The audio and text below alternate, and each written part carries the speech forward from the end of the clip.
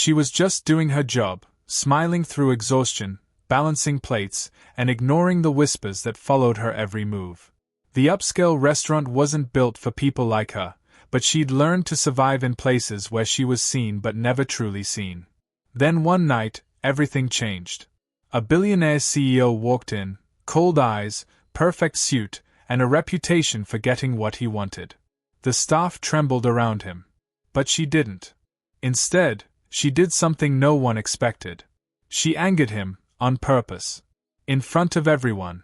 A single act of defiance that could have cost her everything.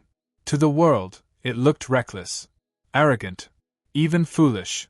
But beneath her calm exterior, there was a reason, a secret that could mean the difference between life and death. What would make a waitress risk her job, her safety, and her future just to provoke a powerful man? The answer would leave him questioning everything he thought he knew about justice, privilege, and humanity. This is her story. What she did next would change both their lives forever. But before we dive deeper, where are you watching this story from today? For Maya Thompson, every morning began before the sun. The clatter of dishes, the hum of espresso machines, the faint scent of bleach and burnt toast, it was her world, small but steady. The Silver Oaks restaurant sat in the heart of downtown, a place where million-dollar deals were made over imported wine, and waitstaff were expected to smile no matter what was said to them. Maya was good at her job, too good. She remembered names, poured water before being asked, and never let the sting of condescending remarks show on her face. She had learnt long ago that in places like this, respect wasn't given, it was tolerated. And only until the next shift. But beyond the polished tables and crisp uniforms, Maya carried a quiet strength. Her life hadn't been easy, growing up in a neighborhood forgotten by the city, raising her younger brother after their mother's passing, yet she never complained. To her, hard work meant survival. Dignity meant everything. The other staff liked her, though some whispered that she was too bold. She didn't play the part expected of her, never bowed too low, never smiled too wide. And while customers noticed her grace, others noticed her color first. Some mistook kindness for servitude, others thought silence meant submission. Maya knew better. She'd seen too much to stay quiet forever. That evening began like any other, tables filling fast, orders piling up, and the familiar ache in her feet setting in. But as the clock struck 8, a quiet tension crept into the air. The manager rushed from the kitchen, straightening his tie nervously. "He's here," he whispered to the staff, eyes darting toward the door. A black car pulled up. The kind that didn't just mean money, it meant power. Out stepped Daniel Harrington, billionaire CEO and owner of one of the biggest tech corporations in the country. The man whose photo had been on magazine covers, shaking hands with politicians and philanthropists alike. The staff straightened up instantly. Every movement became precise and rehearsed. Maya, though, didn't move any faster. She'd served powerful men before, men who looked through her as if she were invisible. But there was something about Harrington, something in the cold precision of his eyes, that made her pause. She didn't know it yet, but tonight would be the last time she'd serve him like everyone else. Something was about to happen, something that would test everything she believed about right, wrong, and what it truly meant to save a life. The dinner rush hit like a storm, plates clattering, orders flying, laughter echoing through the sleek marble walls of Silver Oaks. Maya moved between tables like a dancer, graceful but deliberate, her smile never faltering. But when she reached table 9, the room's energy shifted. Daniel Harrington sat there, composed, calculating, with 3 business partners and a woman who laughed too loudly at his every word. From the moment she approached, Maya could feel his gaze linger. Not in admiration, but in appraisal. The kind of look that measured worth before acknowledging humanity. She greeted him politely, her voice steady, her posture professional. Yet even before she placed the water glass on the table, he interrupted her, a cold comment about service standards and training consistency. The others laughed softly, as if agreeing that she was just another employee who should be grateful to serve. She nodded, swallowing her pride. She'd dealt with worse. But what came next pierced deeper than any insult. When she returned with the wine, Harrington paused her, not to thank her, but to correct her tone. You people, he said with casual arrogance, should learn how to speak properly if you want to work here. The words hung in the air like smoke. The woman at his table glanced away, embarrassed but silent. His colleagues chuckled nervously. Maya stood still, her hands trembling slightly as she set the bottle down. Every part of her wanted to walk away. But she stayed. Because in that moment, she saw something no one else did, a faint flush creeping up his neck, his breathing unsteady, his hand clutching his chest for a brief second before relaxing again. Something wasn't right. Beneath the arrogance and cruelty, there was fear, physical, urgent, hidden behind pride. She noticed the sweat gathering at his temple and the stiffness in his jaw. Years of working around people had taught her to read bodies as easily as words. He wasn't just cruel. He was in trouble. And suddenly, Maya knew she had to act, but not in the way anyone expected. When Harrington demanded to speak to the manager, she didn't flinch. Instead, she deliberately poured his wine a little too quickly, letting a few drops spill onto the white tablecloth. Gasps followed.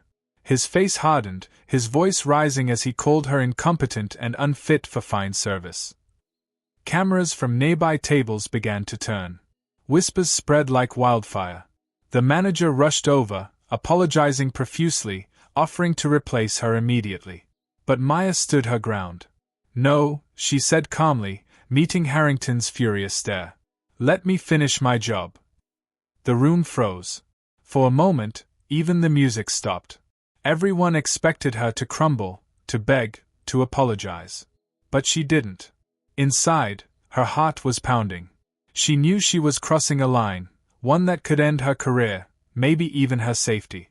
But if she didn't keep his attention, if she didn't push him just a bit further, she feared what might happen next. The way his hands trembled. The color draining from his face. The shallow breaths. She'd seen this before, her mother had collapsed the same way years ago. So she kept going. Each mistake intentional, each act designed to frustrate him just enough to make him stand, to yell, to draw air, anything to keep him conscious until help could come. Get her out. Harrington roared finally, his chair scraping against the floor as he stood abruptly. And that's when it happened. His voice cracked mid-sentence, and his expression shifted from rage to confusion. His knees buckled. The room erupted into chaos. The billionaire who moments ago humiliated her was now gasping for air, clutching his chest, eyes wide with panic. His partners froze, unsure of what to do. The manager shouted for an ambulance. But Maya didn't wait. She was already moving, rolling him gently to his side, loosening his tie, and checking his pulse. Years of caring for her sick mother had taught her what to do when seconds mattered. She pressed against his chest, steady, rhythmic, and firm. If this story has you on edge right now, make sure to subscribe. We've got more powerful real-life stories like this coming your way. People stared, some in shock, others filming, as the black waitress who moments ago was insulted beyond measure now fought to save the man who belittled her. The sirens were still distant when his breathing steadied slightly under her hands. She didn't stop until the paramedics arrived.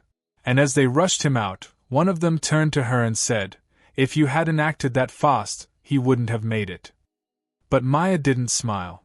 She just stood there, her hands trembling, her apron stained, her heart racing. Because she knew, this wasn't over. Not by a long shot. Something told her that when he woke up, the truth behind that night would shake more than just his pride.